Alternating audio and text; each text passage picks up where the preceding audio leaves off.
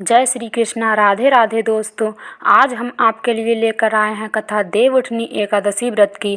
तो चलिए शुरू करते हैं आज की ये कथा। सनातन धर्म में कार्तिक मास का अपना अलग ही वैभव है। धीमी हवाएं, देवालयों में दीपों की कतारें, तुलसी चौरे के पास जलते हुए दीपक और हवा में घुली भक्ति की सुगंध। इन्हीं पावन दिनों में आता है कार्तिक शुक्ल एकादशी का वह दिव्य दिन जिसे कहते हैं देवउठनी एकादशी, प्रबोधनी एकादशी, देवोत्थान एकादशी। यह वह दिन है जब स्वयं नारायण जागते हैं और उनके जागते ही धरती पर शुभ समय, मंगल कार्य और आनंद की वर्षा होने लगती है। कार्तिक शुक्ल पक्ष एकादशी का दिन वह पवित्र समय है जब भगवान श्री हरि विष्णु 4 महीने के योग निद्रा से जागते हैं। इन चातुर्मास के दिनों में विवाह, शुभ संस्कार, मांगलिक कार्य आदि नहीं किए जाते, परंतु देवउठनी के दिन भगवान के जागते ही सृष्टि में पुनः शुभ समय आरंभ होता है। अब कथा सुनिए। एक समय माता लक्ष्मी ने प्रभु श्री हरि से कहा, प्रभु आप अनंत काल तक जागते रहते हैं, संसार का पालन करते हैं, देवताओं की रक्षा करते हैं और हम सबकी रक्षा के लिए सदैव तत्पर रहते हैं। लेकिन जब आप सोते हैं तो संसार में अशांति फैलती है, चारों दिशाएं स्थिर हो जाती हैं और मेरे लिए भी विश्राम का समय नहीं रहता।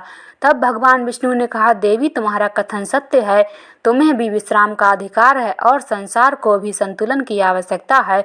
इसलिए आज से मैं वर्षा ऋतु में 4 महीनों तक योग निद्रा में जाऊंगा और जब कार्तिक शुक्ल एकादशी आएगी तब मैं पुनः जागूंगा। इस प्रकार आरंभ हुआ चातुर्मास। इन 4 महीनों में ना विवाह होते, ना नए कार्य प्रारंभ होते, ना उत्सव मनाए जाते, क्योंकि पालनकर्ता सो रहा है तो प्रकृति भी शांत रहती है। 4 महीनों के बाद जब कार्तिक शुक्ल एकादशी आती है, सृष्टि में नया जीवन लौट आता है। अब इस कथा में सुनिए, उस पावन दिवस पर क्यों तुलसी विवाह होता है और क्यों तुलसी भगवान की प्रिय हैं। बहुत समय पूर्व वृंदावन में एक कन्या जन्मी जिनका नाम था वृंदा। वह श्री हरि विष्णु की महान भक्त थीं। वह प्रतिदिन नदी किनारे जाकर कहती, हे नारायण, आप मेरे प्राण, मेरे आराध्य, मेरी शरण हैं। वृंदा शुद्ध, तेजस्वी और पतिव्रता धर्म की मूर्ति मानी जाती थीं। समय बीता और उनका विवाह सूरवीर पराक्रमी दैत्यराज जालंधर से हुआ। जालंधर भले दैत्य कुल में जन्मा था, पर वह धर्मशील, सत्यवादी, सूरवीर और अत्यंत सुसंस्कारी राजा था। उसका बल इतना प्रबल था कि देवता भी उससे भयभीत रहते थे। लेकिन जालंधर की अजेयता का एक रहस्य था, वृंदा की पतिव्रता शक्ति। जिस पतिव्रता स्त्री का मन, तन, प्राण, भाव सब पति में समर्पित हो, उसके पाप भी पति को पवित्र कर देते हैं और उसके पुण्य पति के जीवन की ढाल बन जाते हैं। वृंदा की तपस्या से जालंधर युद्ध में कभी पराजित नहीं होता था। एक बार देवताओं और जालंधर के बीच महायुद्ध छिड़ गया। देवता बार बार हारते गए। देवताओं ने भगवान विष्णु से शरण मांगी। देवताओं ने कहा, प्रभु, जालंधर को केवल उसकी पत्नी की पतिव्रता रक्षा कर रही है। जब तक वृंदा का ध्यान अविचल है, जालंधर अजेय रहेगा।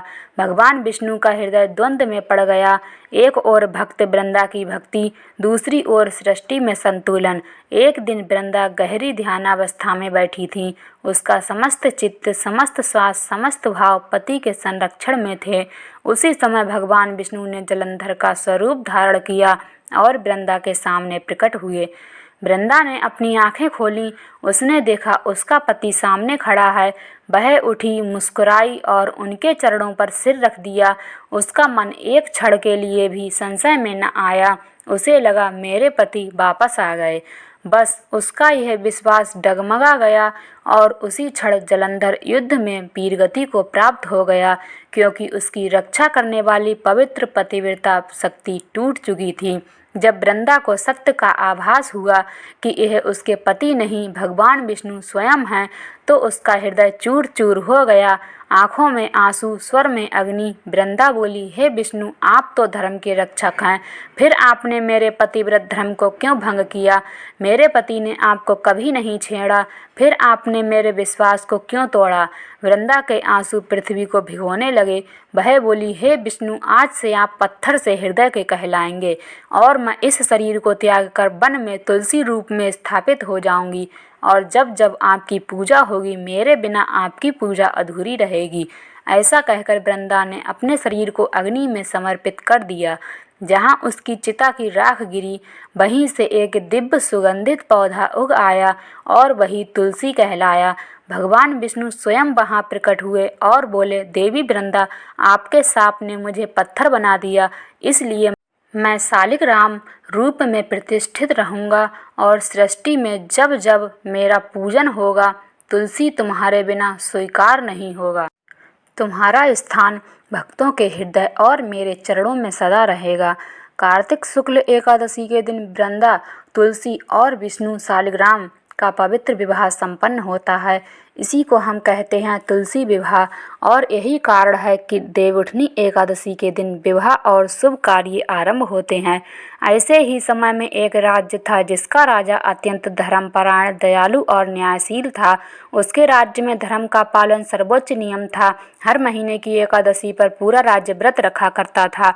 किसी भी घर में उस दिन अन्न नहीं पकता था, केवल भक्ति, जप, ध्यान और प्रभु का स्मरण होता था। एक दिन एक अजनबी उस राज्य में आया। कपड़ों से धूल झड़ी हुई, चेहरे पर थकान, आंखों में उम्मीद। वह राजा के सामने आकर बोला, राजन, मैं दूर देश से आया हूँ। मैं आपका सेवक बनना चाहता हूँ। मुझे कोई भी कार्य दे दें।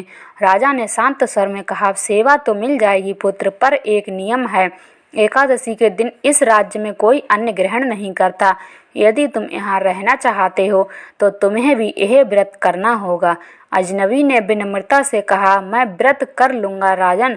राजा ने उसे महल में रख लिया। सुबह से ही मंदिरों में भजन, घर घर दीपक जल रहे, शंख ध्वनि से वायु पवित्र हो रही थी। पर वह सेवक धीरे धीरे कमजोर होता जा रहा था। भूख ने उसके मन को व्याकुल कर दिया। वह राजा के पास गया और बोला, राजन, मैं भूखा हूँ, मैं यह व्रत नहीं निभा पा रहा, कृपा करके मुझे अन्न दे दीजिए। राजा के मन में दया उमड़ पड़ी। उन्होंने दाल, चावल और आटा दे दिया और कहा, जाओ पुत्र, भोजन बना लो। नदी शांत थी, हवा धीमे धीमे बह रही थी। वह व्यक्ति भोजन तैयार कर रहा था। भोजन बन जाने के बाद वह चुप बैठा रहा। फिर उसने आंखें बंद कर हाथ जोड़े, प्रभु, मैंने व्रत तो तोड़ लिया, पर मेरा प्रेम अडिग है। यदि आप कृपा करें तो मेरे साथ भोजन करने आएं। क्षण भर में वातावरण बदल गया। प्रकट हुए स्वयं भगवान श्री हरि विष्णु, तेजस्वी, शांत, दिव्य, करुणामय मुस्कान के साथ। भगवान ने उसके साथ बैठकर भोजन किया। राजा दौड़ते हुए नदी किनारे पहुँचे। भगवान को देख आंसू छलक पड़े। राजा ने कहा, प्रभु, मैं कितना मूर्ख था। व्रत के नियम में कठोर होकर मैं दया का धर्म भूल गया। तब भगवान विष्णु ने कहा, राजन, धर्म वही है जहाँ दयालुता है, जहाँ भक्ति है, जहाँ सच्चा प्रेम है। जहाँ यह है वहीं मैं हूँ। राजा ने सिर झुका दिया और अंतकाल में वैकुंठ को प्राप्त हुआ। इसी से जुड़ी एक कथा और है। एक समय की बात है, एक छोटा सा गांव था, साधारण, शांत और प्रकृति की गोद में बसा हुआ। वहाँ एक बहुत गरीब ब्राह्मण दंपत्ति रहते थे। ना कोई अपना, ना कोई रिश्तेदार, सिर्फ एक छोटी सी झोपड़ी और भीतर विराजे हुए श्री हरि और माता तुलसी की मूरत। उनका जीवन दिन भर किसी के खेतों में काम करके गुजरता। रात में थोड़ा सा रोटी सब्जी खाकर वे सो जाते।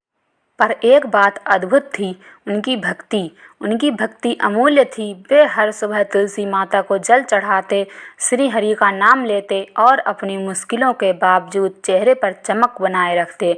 देवसैनी एकादशी आई। ब्राह्मण ने अपनी पत्नी से कहा, देवी, आज से हमारे प्रभु 4 महीनों की निद्रा में जाते हैं। हमें उनसे प्रार्थना करनी चाहिए कि वे हम पर भी कृपा दृष्टि रखें। पत्नी ने शांत भाव से सिर हिलाया। दोनों ने व्रत किया, पानी तक नहीं पिया और मंदिर जाकर दीप जलाया।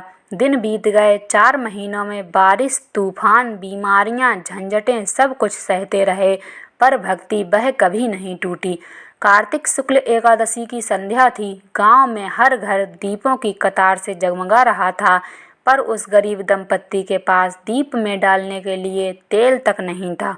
पत्नी की आंखों में आंसू थे, ब्राह्मण के मन में पीड़ा थी, पर दोनों के होठों पर एक ही प्रार्थना, प्रभु, दीप हमारा छोटा है पर भक्ति हमारी अपार है। कृपा करके आज हमारी पूजा स्वीकार कर लेना। पत्नी ने अद्भुत विश्वास के साथ कहा, जीवन में चाहे कुछ भी ना हो, पर तुलसी माता के आगे दीप बिना नहीं रहना चाहिए। उसने घर में खोजा और थोड़ा सा घी बचा था, बस 1 चम्मच वह उसे लेकर आई। दीप में डाला, बात जलाई, दीप जल गया, पर तनिक हिलता बुझता फिर जलता। उन दोनों ने हाथ जोड़कर भगवान को प्रणाम किया।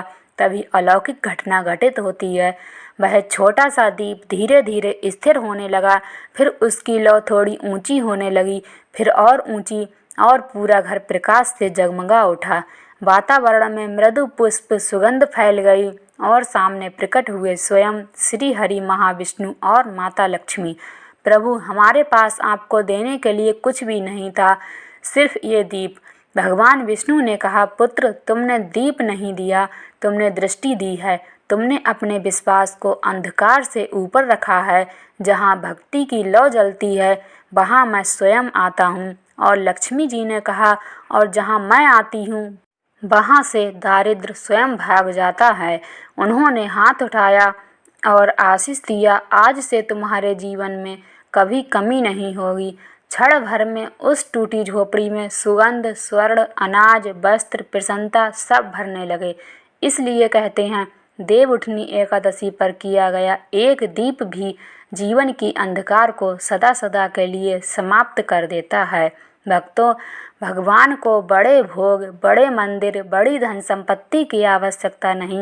उन्हें चाहिए एक सच्चा हृदय, एक सच्ची भक्ति और एक छोटी सी दीप की लौ, जो अंधकार के बावजूद कहे, मैं बुझूंगा नहीं, मैं भरोसा हूँ, मैं भक्ति हूँ। उम्मीद है आप लोगों को आज की ये वीडियो पसंद आई होगी। जय श्री कृष्णा, राधे राधे।